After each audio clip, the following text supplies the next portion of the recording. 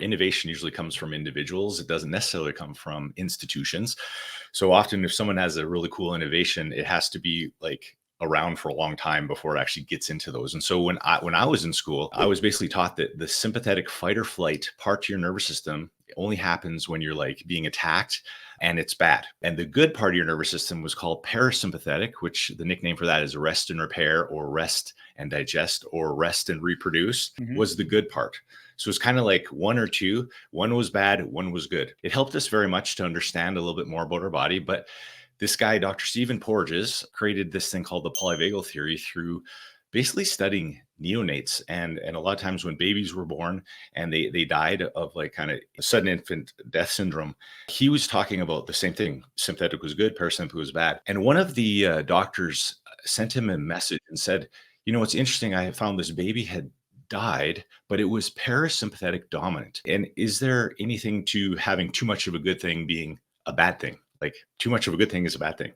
And for Dr. Stephen Porges, that really kind of didn't resonate in his mind. So he really started studying a lot deeper. And he actually found out that the vagus nerve, which is the probably 80% of what the parasympathetic nervous system is, it's a cranial nerve that kind of comes down from behind that, like it's called the jugular foramen, and goes all the way down the cervical spine, all throughout your thoracic lung cage, right down into your viscera. It has two branches. And so the one branch is called the ventral vagal, and that's the one that's more at the front of the brainstem. And that's the one that we typically thought was the good parasympathetic. Then there's the dorsal vagal, which is kind of the primitive reflex, which is more of like freeze and collapse. And so when amphibians were the first things to develop, they only had like that dorsal freeze. So they didn't have a very big brain, so they could actually play dead as protection when they detected danger, right? Yeah. And then the next evolution was the sympathetics. And so that was like bony fish. So then bony fish could freeze and dart and freeze and dart. And that was their technique to deal with danger. And then when mammals came along, we developed this ventral vagal, which is actually, it allows us to socially connect with other people, because as humans, we don't have big scary nails and big teeth. And so we can't really survive in the wild solo. And we were designed to be, connected beings. And so in order to be connected, our ventral vagal nervous system has to allow us to drop our defenses so that we can connect with other people. And that's also that healing state of ease. And basically, so it's your neurological safety. It allows you to connect with others. Neurological danger will either get you into the sympathetic fight or flight or the dorsal shutdown freeze. And so that's why they said polyvagal, because it's the two branches of the vagus nerve. So why is it important for people to start to have an awareness or understand this at some level? What do we need to be, watching for? What do we need to be thinking about?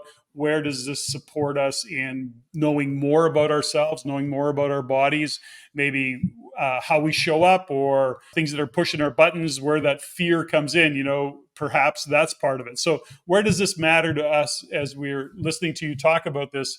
What's important for us to know? What should we be paying attention to? There's three main components to the polyvagal theory. And the first one is the hierarchy of the nervous system, which we just talked about, right? The ventral vagal, sympathetic fight or flight, and dorsal vagal. Yeah. The second one is going to be what's called neuroception. And so neuroception is a term that means the nervous system is always detecting the environment for danger, because the number one thing priority is to stay alive. And so our neuroception is below our cognitive awareness. So that's why some people, like, they say, hey, how come your shoulders are up by your ears? And they're like, I didn't even know that, because it's just happening subconsciously under the surface, right? So the interesting thing is neuroception will give off cues that our nervous system is not comfortable in the environment. The next thing that's going to happen is our physiology is going to respond to that, yes. Right? So it's going to respond with tension or ease. And that tells you right now if it's feeling dangerous or safe. The next thing is called interoception. Now, interoception is the ability of a person to feel inside their body. So like, I don't know, have you done Joe Dispenza's work a bit too? Yeah.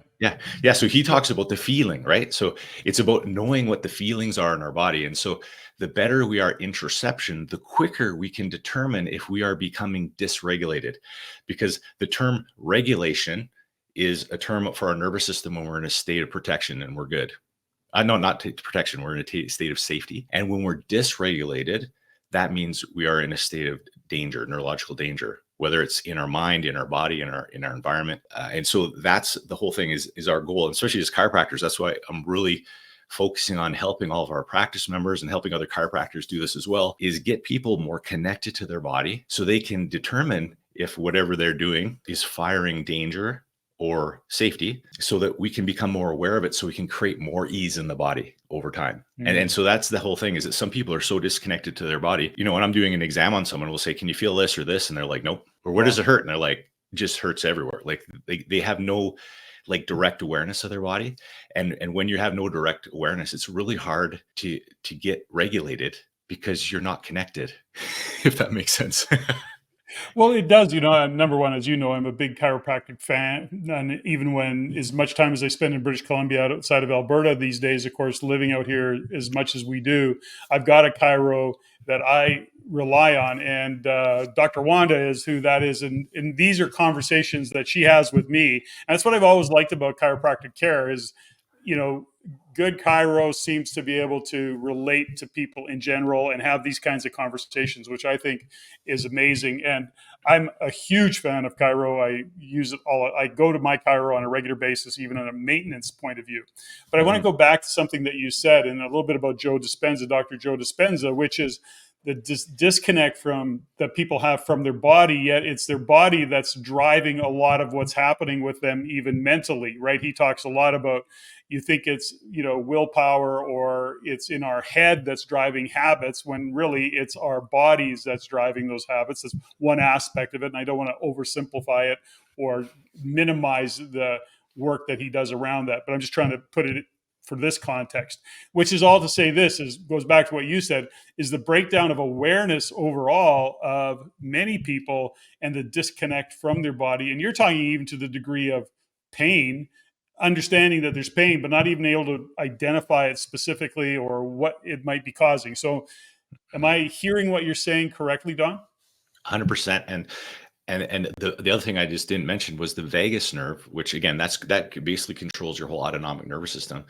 It's 80% sensory. So it's a lot of that bottom up. Like you said, if we experience trauma or have stress, often it gets stored in our body. And what happens is sometimes as a protective mechanism, we actually dissociate from our body, right?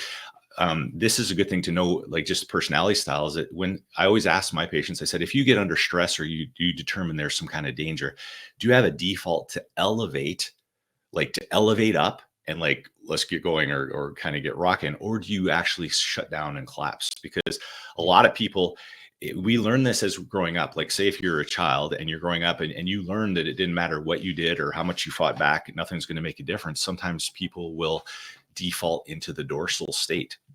And so if you can, like, this is about self-mastery, is if you know that, then you know that if you're in a stressful situation and like I have a tendency, you already are there.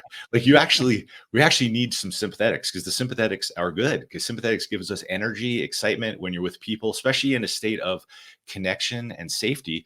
That's like basketball. When I play basketball, it's playing hockey, it's playing sports. It's like being connected, like playing wrestling, like those things are all sympathetic dominant, but in a state of safety. Dorsal, again, is shut down, but dorsal is also not necessarily bad, because if it's in a state of safety, that's like connection, cuddling with a loved one on the couch watching TV. It's being intimate. It's like breastfeeding with mom, like mom and child. It's like, it's just hanging out with some good friends, having a beer. Like those are dorsal in a state of safety. But if we understand kind of what, that's why these things are, it's kind of like the algorithm of the human body. And if we can understand that, we can actually have better tools to help us to get back to that regulated state.